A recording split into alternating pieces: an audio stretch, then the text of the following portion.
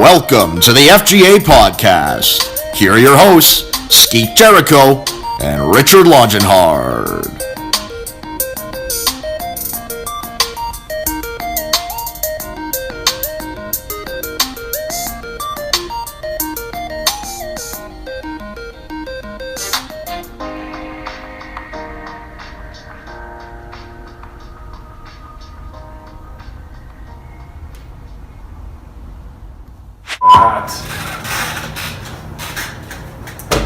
Right off the bat. Welcome to the FGA Podcast. It's a beautiful evening. We're in studio. For the first time, you are seeing the studio.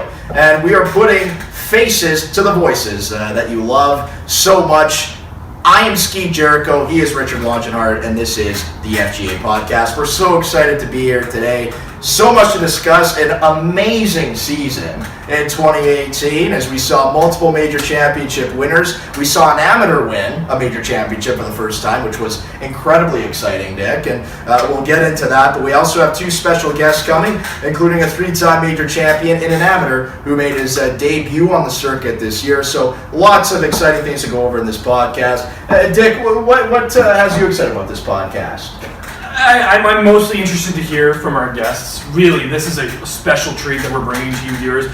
But on top of that, the FGA has really delved its finances into improving the FGA radio account, and we're making sure that we can, right now we're giving you video. This is not going to be an every podcast type of thing, but we wanted to make sure that we're giving you in your living room type of quality entertainment. And you're spot on when you say that. Like, just looking at our statistics right now, we have 6 million viewers as we are live, and it's just such No, it's 6 o'clock. Yes. So, you know what? We may as well just get right into the season wrap-up podcast. As first up, we have a man who really needs no introduction whatsoever. He has won 3 major championships. He is a household name in the FGA circuit, and just a terrific individual. It's not his first rodeo either, as he has appeared on our podcast before. He's always terrific. Let's bring in Jonah Brown-Hozjan. After the break. After the break, of course.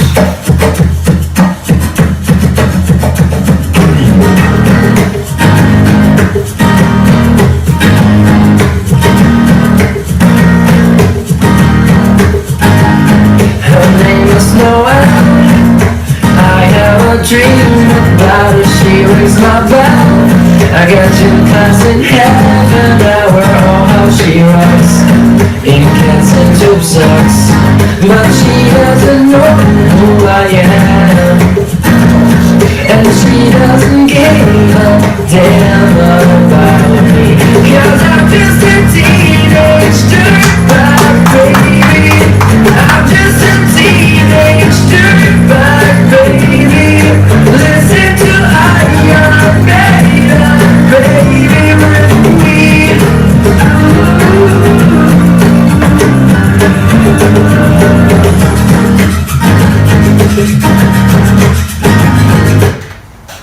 Welcome, Jonah. Hello. How's it going? So happy to see you here. How are you doing? I'm doing great, thanks. How are you? I'm great. A lot better now that you're sitting with us here on the FGA podcast. And I tell you, any time we're able to get a major champion to sit with us, it's such an honor because, you know, Dick and I, we really wish we could compete for the events that you compete for and that you've won.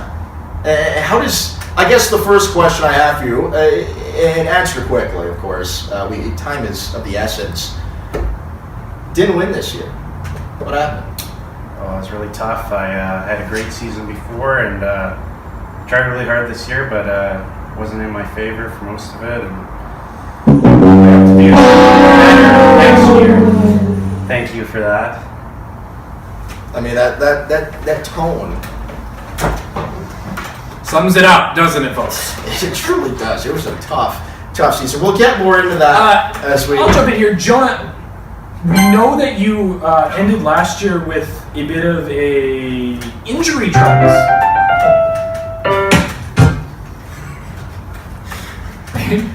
injury problems last year.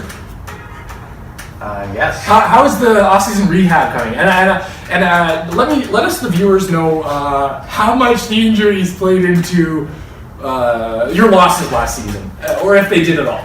It looked like they played a lot into it. You really struggled. Yeah, they were a big issue for me. Okay, so that we'll get more into that as we go.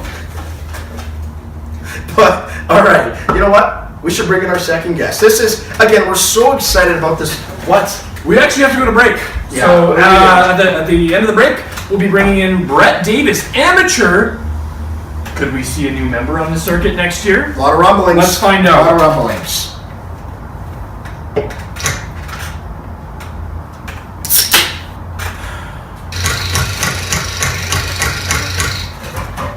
What's up, guys? Metro Station, and we're gonna play a classic for you guys.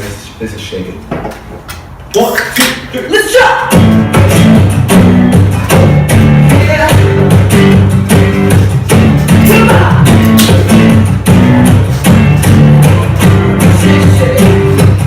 Take you home if you don't meet me at the front door. Meet me at the front door. Your body's cool, girl, it's so cool. That's thinking of things so I can get inside. So now you're falling in love, let you go now. Still telling me you're here. Now she doesn't like this, please keep it like that. She touches like this, please touch it right back. She looks like this, and you do it all down. Shake, shake, shake, shake, shake, shake, shake, shake, shake, shake. There he is.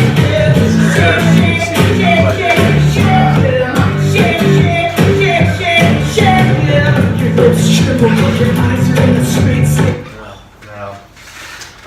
Bret Davis, welcome to the podcast. FGA Radio here with you. Let's get right into it. Let's not jerk around together. No, we should never jerk around together. I guess the first question is, there's been a lot of rumblings about you becoming a member this season. And if you do become a member, what are your goals / expectations? Because you've had your debut at the McCall Masters. Yeah. Where do you see yourself in 2019 in the FGA? 2019, I'm hoping to definitely show off a bit more of my game. Mm-hmm. McCall really tested my short game. It was Yeah. a very short course. Got my putting in, some short chips. So really, what I'm looking to bring to the crowd and to the FGA circuit is really, honestly, just to show people that I am an all-around good player and that I'm here to take a major. And you know, I mean, I don't know. I'm here to compete, and that's That's about it, eh? it. I'm not gonna just come in and dance around. I'm gonna come in. I'm gonna put in the work.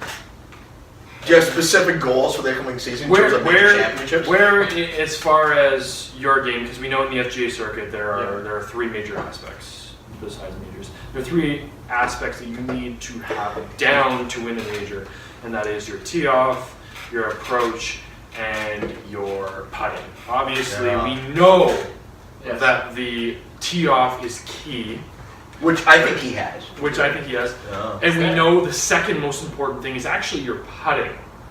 Your approach is not as important nearly as the other two. While important, especially on certain courses, is not as important as the other two. So if you have your teeing and you have your putting down, your approach can take a back seat.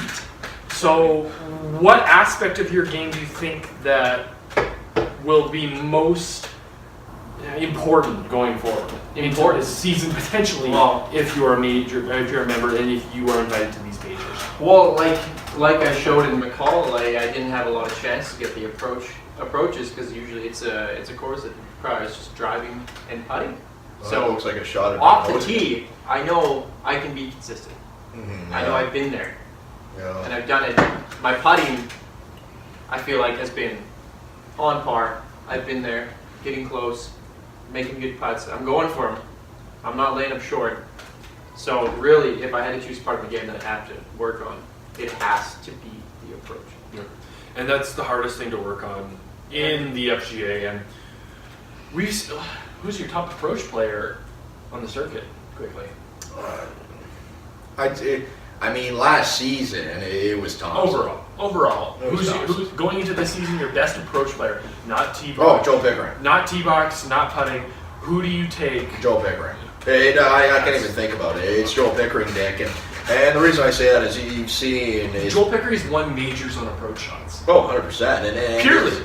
This is a guy who has won multiple majors, and I think a big part of it is because of his approach shots. And, he's got a beautiful swing. He's got a great flow to it. And, he's able to put some spin on the ball. And with a teammate who can putt, that's a pretty tough horse to beat. And Bret, I look at you right now, and I think about Joel and you, and what I see is a formidable duo if you guys are ever teamed together, and I think you'll be tough to beat. I guess we'll see, of course, with the changes that have been discussed within the FGA circuit, but those have yet to be confirmed. But if the changes do happen, I truly do see you guys performing at a terrific level, and I can't wait to see what that looks like. I guess, Jonah, I'll go to you now. And in 2018, a year to remember, or not remember, I guess. It's you're 0 for 4 in your starts. You didn't win a major, and this is coming off a season.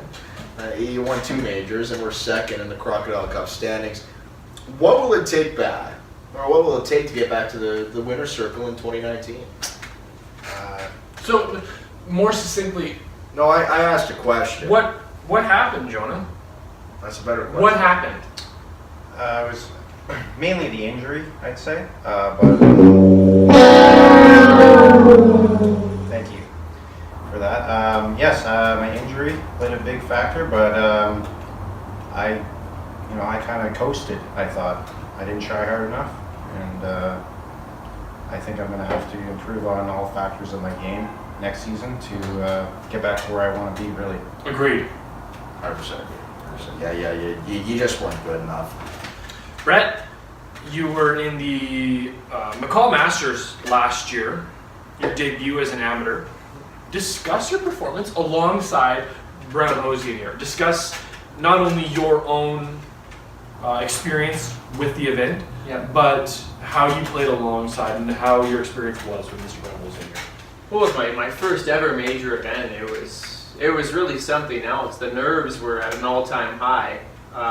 The amount of fans, even for the event that was taking place. 625,000 people came through the gate. 756. Viewers. 756 million. 7:56 p.m. Lined up down 756 million. the entire tee box, all the way to the green and surrounding.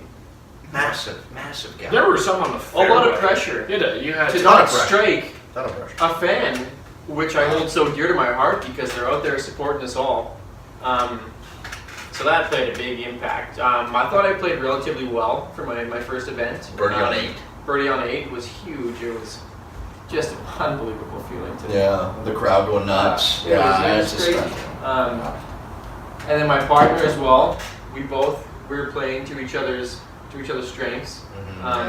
We had I thought we had an unbelievable round, but the Pickering-Thompson duo, it was really something out of the ordinary. They were It's a making storybook. It's a storybook. everything was going Yeah. well for them. It was tough. We played a great round, and Sure. we came up short. And I don't know. Correct me if I'm wrong, but the Thompson-Pickering performance at the McCall Masters, I don't know how it's one of the best of all I don't time. know how much you can speak to this. I want to probably deflect this question to Jonah. The Thompson Pickering performance in the call, where does that rank amongst all time? Is it the best? Because you've been at basically all of them. Was it the best ever? I'd say, it would have to be, probably number 1. They were As so far as good. dominance, They didn't let up at all. That was the big thing, right? And that's a great point. They So- really stepped on the throw when they could, and it's the reason they have the green jackets, isn't it? I would agree. Let's move along here and let's go with Crocodile Cup. Crocodile Cup Predictions. predictions. Let's go round table with this. Well, so Jonah. Let's start with Jonah over here. Give us 1, 2, 3, and your last play prediction. Number one, I got to go with Connor Thompson. I'd say once again, that is, depending on the rule changes, which season. we have leaked versions of. We will not confirm any of these rule changes because we don't know. We haven't confirmed these sources to the degree that we'd be comfortable, and things are subject to change until members sign the CBA on December 29th, 2018. So. You're not a member. I'm on my way. But you're not. You'll walk. I hate it. I hate it so much. But let's say regardless of those rule changes, what you've seen, what you think are real or not, you feel like Connor. From what I've seen, yes. Barring no changes, which I know there will be, but Connor Thompson, I think, takes number one once again. Number two, Joel Pickering, but I believe that'll be a lot closer this year, even without the rule changes. And then number three, depending on whether Bret Davis gets in, either me or himself would take number three, I'd say. Pick one. Okay. I gotta give it to Bret. So you don't see yourself in the top three? No.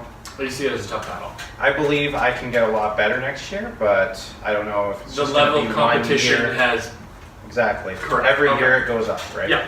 So, do you think that this next year you're going to improve your level of play? That not only you think that you'll be able to pick off a major or two, but you'll put yourself in a position in 2020 to be in striking distance of a Crocodile Cup. Yes, I believe That sort of I can. progression. I love That sort of progression. Yeah, I love yeah, that. I love that. Okay, and last place.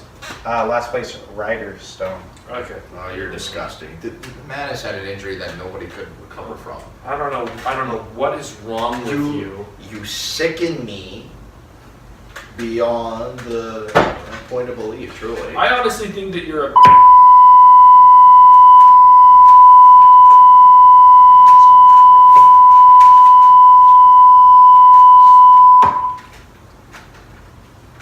The man hasn't competed in 3 years because of an injury that he can't escape. It's not his doing.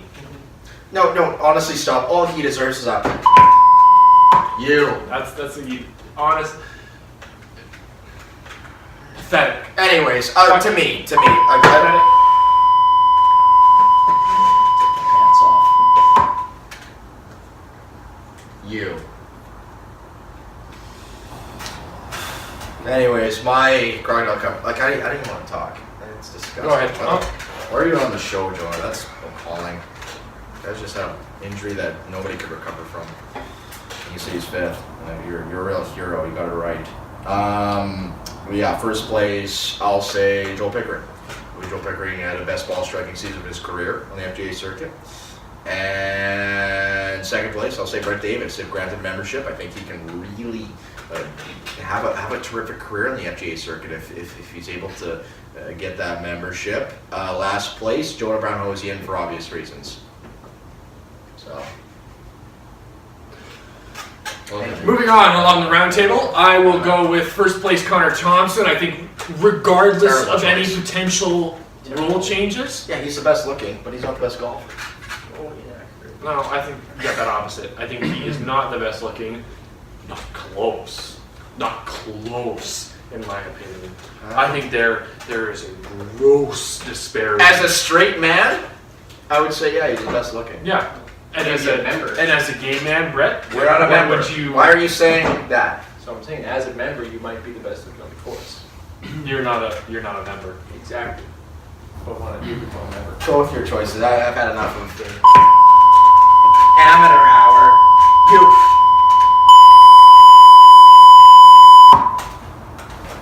My God. It's like you don't think. Okay. I go with Thompson. I just think that his base skill level will allow him to overcome any impediments that the rule changes put upon him, that the partner pairings put upon him. I think he'll be able to overcome that. I don't think it'll be as runaway as it was. I think that he will need to win the Crystal Ridge Open to win it, to win the Crocodile Cup, but I think he will get it done. But I think the parity will be unmatched this year. Second place, but barring injury, I have Bret Davis. And that's a toss-up to me because I think Bret Davis / Jonah Brown-Hozjan, and Jonah Brown-Hozjan is going to be the beneficiary of a very relaxed 2 first majors this year, based on partner, really just because of his lack of performance last year. So he's going to get that head start hopefully in the first 2 majors, and I think he's going to carry that on. And he's going to be able to make shots and allow himself to get positioned into possibly being second or third along with Bret Davis in the Crocodile Cup standings. And my last place is Cole, and that has nothing to do with his skill level. I think, honestly, his skill level is progressing year after year. Yeah, I agree with that. I think that has to do with availability, and I don't think that he is going to be, because obviously Ryder Stone is on the IR, he's not going to be counted towards Crocodile Cup standings if he's on the IR. However, I think that Cole will not be taking IR status, and I think that he will finish at the bottom of the standings purely due to availability, and that's unfortunate. We really wish that he was available for more events, because if he was, I do think he would finish higher up in the standings. Last year, he won a major last year. The guy. More than 4 months ago. No more than 4 months ago. So he participated in 1 and he won 1. What does that tell you? Terrific winning percentage. This is a guy who can. What does that tell you? This is a guy who can win. He needs to participate. If he participates, I'm wrong. But I don't think he participates. No, I don't think he does either. In saying that, congrats to Cole on the win. Correct. Absolutely. Bret Davis, 1, 2, 3, and last place. 1, 2, 3, and last. If I'm going to go first place, it's got to be Jonah Brown-Hozjan. He's come off a rough season. And I want to jump in here. Does a part of your prediction have to do with probably the first 2 events he's going to get a very favorable team matchup? Yeah, it's going to give him a boost for sure. But he came off last season. He had just a tough time, to be frank. Yeah, be honest. Yeah. He was right. awful. He was right there. It was as bad of a season as you'll see on the FGA circuit. Well, I can't contest to that, but I know he's going to be hungry. Yeah, I hope so. I agree with that. He was winless. And he's going to be out there, and I feel like he's going to have a big season up and coming. Second place, I think I want to give it to myself, depending on availability, and if I can become a member. I feel like I'm right there. And selfish. And also, I've been analyzing Connor Thompson's game for years and years, and the guy's been on a peak. He's got a years swing and years. figured out. But I played a lot of golf with him this summer, and you know what? Don't say it. No, say it later. You're solid. So where's Thompson sit then? Last place. Last? The guy who's won the last 2 straight Crocodile Championships. You're gonna put him last. You're up. Right beside Taylor McNeil, where he belongs, because that guy is a scumbag. And you know what? The press might not picked up on this now, but if Taylor, if you're listening, I'm coming for you. I don't like hot takes, but Dick, excuse me if I'm out of line here. Bret Davis just said the man who has won 2 straight Crocodile Cups is going to finish last in the standings. What I'm more interested in here, At the tail Skeet, is 2 potential members, a little bit of friction.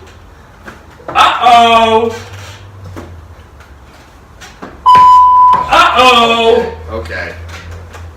My opinion is, I think you're out of line. Well, you know what? I don't give a crap. Hey! You can't swear on the show. Are you?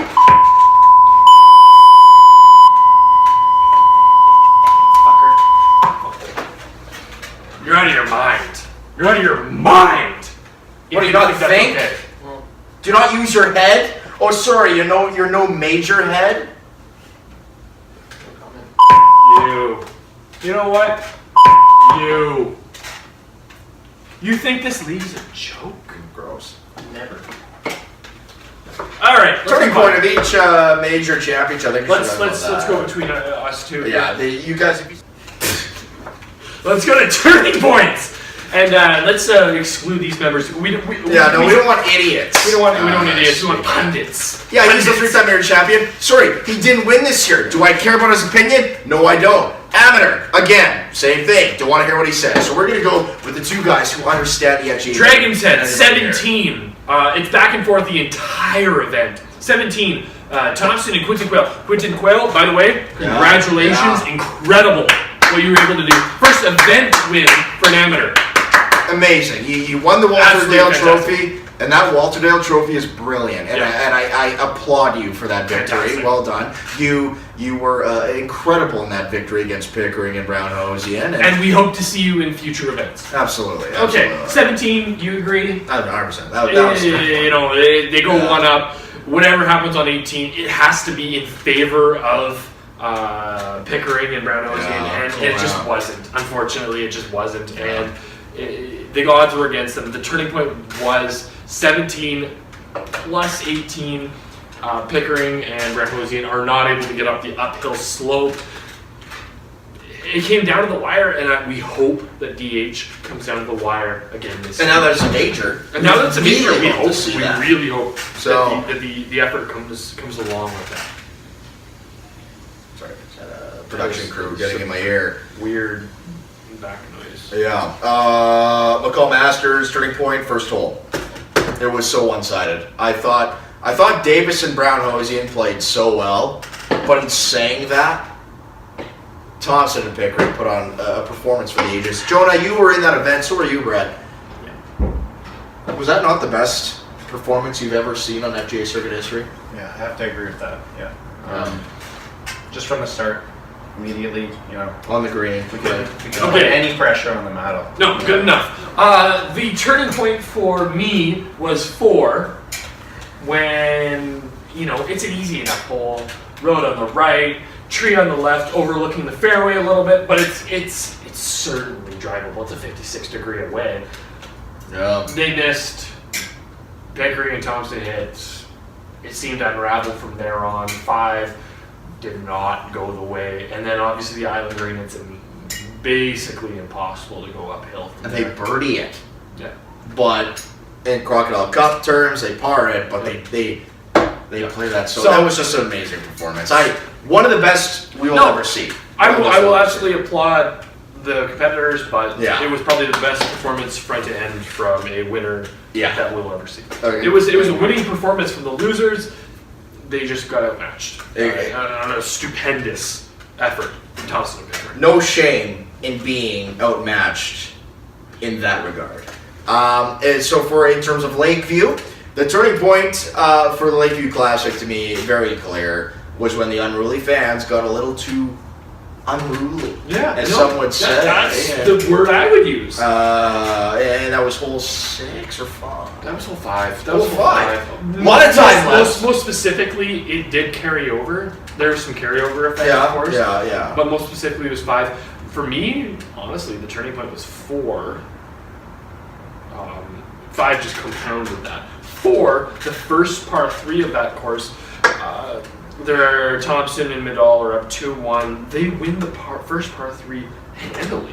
It wasn't close. Yeah, you're right. On the 4th hole, they went 3-1, and then the fans interfered. They got on him. They got on Pickering and Brown-Hozjan. They did. And then it unraveled from there, and it was Yeah. still up in the air for a couple holes, but truly, everyone watching kind of knew what was going to happen. No. And, Thompson and Midall went on hole 7. That's a big win. That's a big win. And I know that Pickering and Brown-Hozjan didn't have their best. They didn't. They truly did not have their best game. But at the same time, if you don't have your best game, you're not going to win a major championship. Correct. It's pretty clear. So, congrats to Midall and Thompson on that victory. The most prestigious in FGA history. We need to get to this. Congratulations, Keith Thompson. If you're watching, and I hope you're watching, because that was one of the best performances we've seen on the FGA circuit. By an amateur. by an amateur. You know what? By a member? By member standards, that would have been incredible. This was an amateur. Record setting, yeah. This was an amateur. This is truly, sir, Amazing. And turning incredible. point, And Dick, I'll speak for you because I know you'll agree with me. Every time he stepped up to the ball and hit a shot, correct. he was so good. He was so Front effective. to back. I can't recall a moment where I doubted a shot that he made. If we want to go super specifically to not only him, for him there wasn't a shot, but overall the turning point would have been, because Pickering was still in it on 8. Yeah. It definitely for me would have been the tee shots on 8. And then I'll make a quick aside to this because I want to get through this. Hole 9, Connor Thompson. The Crystal Ridge Open, that's the only par 5 on the FGA circuit. That should be Thompson's hole because of his length off the tee. You know what? He screwed over Joel Pickering. He ruined, in my opinion, the only chance that Pickering had by pulling his drive right. But here's where I'll contest that. Pickering had his own drive. He did, but no. Go ahead. You know, if Pickering's relying on Thompson to make a drive in that situation just to win him a major, that is the second where he needs to revisit every shot he's made in the past 8 holes. Am I not? That's fair. No, you're right. You're right. But I'll say this: we're talking to a guy, Joel Pickering. What has he won? 3 majors. He's an elite player on the FGA circuit. This is a guy on hole 9 in 2017. He hit a drive and hit a house. It hit a house's roof. Correct. And so, He might have killed a man. well, it's unconfirmed. Unconfirmed, and Unconfirmed, we won't and we confirm do not want to talk about because we don't that. want to bring that up. But he's not traditionally a good driver of the golf ball. Where he has a teammate in Thompson who could win him it, Here's and he the- didn't. here's the And key- but here's Thompson failed. Here's the key to that. Look at his drives from earlier in that round. Incredible. I'll agree with that. Incredible. He was off the tee. Best ever. Best he's ever played. He's played off the tee, especially for the long course like Crystal Ridge. That was the best he's been off the tee. And he steps up to the plate, and he has a chance, albeit a little bit of a long shot. But still, the opportunity. Still, the opportunity's there. And you're telling me that he needs to rely on Thompson's drive? No, he needs to step up to the plate right there. He needs to deliver. But And Thompson could have helped. Thompson could have helped big time. Could have been eagle. But are you going to sit here and say, oh, big boy, big boy, Okay. a big boy should have relied on another boy? You know what I'll say? The last point of Crystal Ridge Open, probably the best shot hit on that tournament is by the guy sitting to the left of me. Jonah Brown-Hozjan hit the best bunker shot Oh my! on FGA circuit Lord. history. I believe Joel Pickering was his partner at the time. No, it was Connor Thompson on hole Was 2. it? Okay. And then Thompson made the birdie putt. It was the best played hole of all time in the FGA circuit, in my opinion. I will honestly dispute that. I think that hole number 6, Brown-Hozjan, Pickering At Crystal Ridge. at Crystal Ridge. 6. Thompson and who? No, sorry. Pickering and Brown-Hozjan. Okay. On number 6. 6. Lengthy hole to the right, dogleg right. Oh, yes. They end up, I believe they won that hole. You did? Yeah, that's right. Yeah, you're exactly right. I believe They you did. guys They won that won hole. that hole. And that's an incredible hole to win because it's a long hole, It's dogleg right. tough. Yeah. And I believe that the drive was solid. However, the second was in the sand to the right of the bunker. Yeah, and then you guys made a phenomenal shot. Phenomenal out of the bunker. Hit the bank and put it within like 6 feet. Finish it off. Yeah. It was an incredible And hole. that to me is one of the most incredible holes played on it, especially the disadvantage, probably based on pairing that was facing the pairing. Like, Agreed. Yeah. 100%. You're right, Dick. Yeah, that's a great point. to me, Crystal Ridge is an incredible golf course Well, for it's the exclusive. FGA. I mean, the only FGA can play on there. There's no way that this is allowed anywhere else. No, It's a totally illegal course anywhere but on the FGA circuit. The ridiculous report from Shooter. I didn't even want to discuss that. I think with Shooter McGavin, this is a guy who just discusses absolute trash all the time, and I don't even want to step in and say anything about it. So let's just move on. Of course, we have much better topics to. We know where he went wrong. It's been exposed on our. He's a bad man. We understand that there are grievances that are filed every event, basically, to any little thing, because we need the league to be able to adjust, improve, and move forward. Exactly, and Dick, you made such a good point there. But I want to move on, and we're looking at a guy here. We're looking at a guy in Bret Davis. This is a guy who reportedly has a real good opportunity to join the FGA circuit next year. Yep. If you do, in fact, join the circuit, tell the 7.8 million fans viewing this what type of game you will bring to the circuit. Everybody out there, this is something I hold dear to my heart. I am never gonna not lay up. The game you're gonna watch when I play is gonna be so exciting because every single shot. Wrap it up. You could think I'm going. Okay.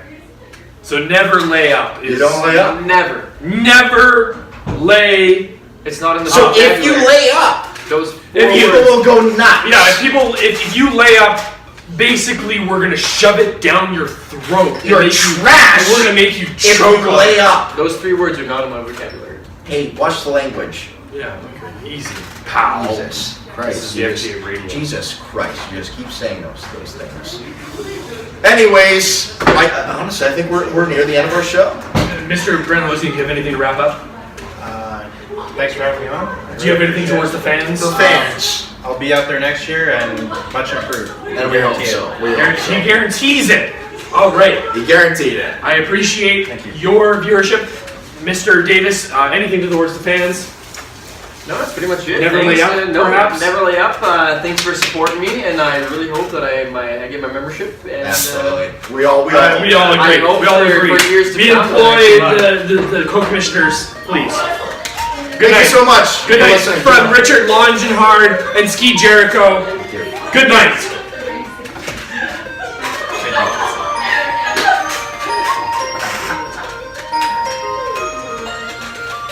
Jonah, thank you so much for joining us tonight. Thank you. That was really nice. Thank you.